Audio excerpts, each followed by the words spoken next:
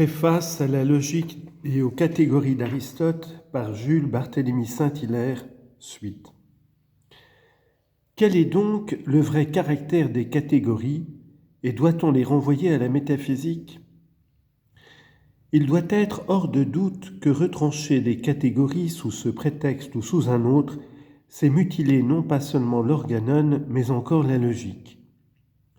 On ne le peut sans péril pour la science et la vérité, malgré ce qu'en ont pensé d'excellents esprits comme Vives et Tenenman, et de nos jours messieurs Ritter et Hamilton. Les catégories d'Aristote ont à toutes les époques joué un rôle considérable. Elles ont eu un grand renom, et saint Augustin raconte dans ses Confessions la naïve admiration qu'il avait d'abord conçue pour ce livre, dont ses maîtres lui parlaient avec tant d'ostentation et de pompe. Port-Royal témoigne qu'au XVIIe siècle encore, cette doctrine était entourée d'une sorte de mystère, et aujourd'hui même, le mot de catégorie a quelque chose d'obscur et de grave que Kant n'a pas peu contribué à augmenter par les difficultés de sa propre théorie. Au fond, rien de plus simple et par cela même rien de plus grand que les catégories d'Aristote. Les mots pris isolément, sans combinaison, ne peuvent que représenter les choses. Il ne les affirme point, il ne les nie point, car c'est l'objet de la proposition. Mais il est évident qu'en classant les mots, on classe aussi les choses, par la liaison indissoluble qui est unie les uns aux autres. L'esprit de l'homme a beau faire, c'est de la réalité qu'il part, même pour s'élever au-dessus d'elle et pour la comprendre avec toutes les facultés dont il est doué. Les commentateurs grecs dont les discussions sur ce point ont été aussi longues qu'exactes se sont accordés à le reconnaître. Oui, ce sont les mots dont il s'agit dans ce traité. Mais ils s'occupent par là même des choses, et la classification des choses serait fausse si celle des mots l'était d'abord. Mais comment classer les mots ? Ils ne sont guère moins nombreux que les choses, et l'on court grand risque de se perdre dans ce dédale si l'on a tout d'abord un fil pour s'y retrouver. C'est à la réalité seule qu'il faut le demander, à la réalité qui est le modèle dont le langage n'est que le reflet, dont les mots ne sont que les symboles.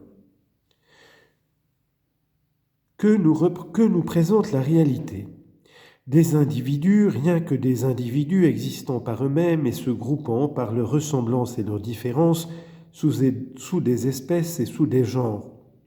Ainsi donc, en étudiant l'individu, l'être individuel, et en analysant avec exactitude tout ce qu'il est possible d'en dire en tant qu'être, on aura les classes les plus générales des mots, des catégories, ou pour prendre le terme français, les attributions qu'il est possible de lui appliquer. Voilà donc le fondement des catégories, et l'on peut ajouter que tout autre est ruineux, comme l'a bien fait voir la grande et infructueuse tentative d'Emmanuel Kant. Il y a bien ici quelques traces de métaphysique, mais c'est qu'il est impossible qu'il n'y en ait pas. Les mots ne sont pas tous d'espèces identiques. Les nuances essentielles que l'analyse y distingue ont bien une cause, et cette cause n'est autre que la différence même des choses que les mots représentent.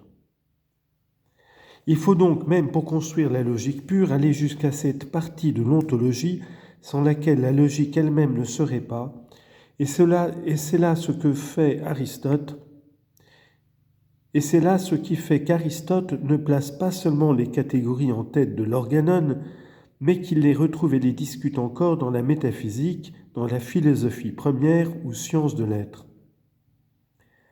Ce n'est pas du reste une classification des choses à la manière de celle de l'histoire naturelle qu'il s'agit de faire en logique.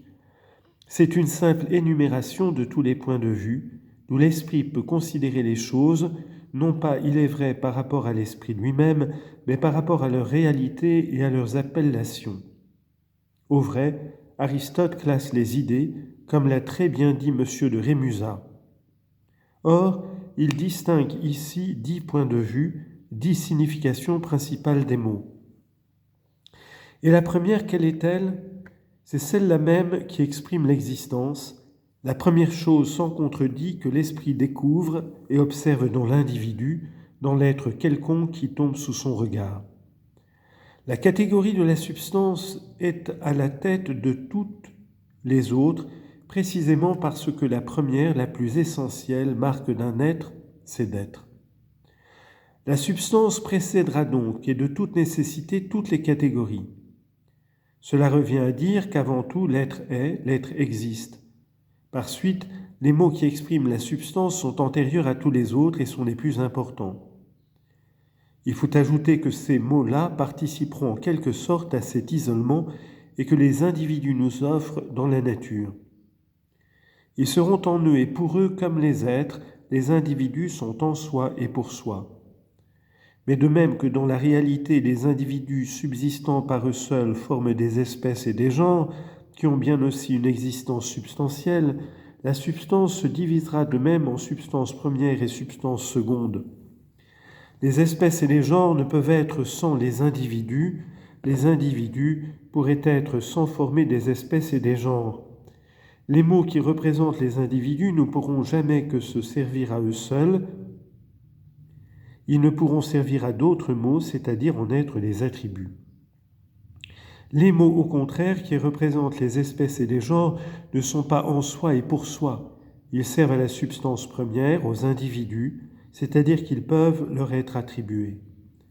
C'est que les espèces et les genres, s'ils expriment la substance, ne l'expriment pas dans toute sa pureté. C'est déjà de la substance qualifiée, comme le dit Aristote.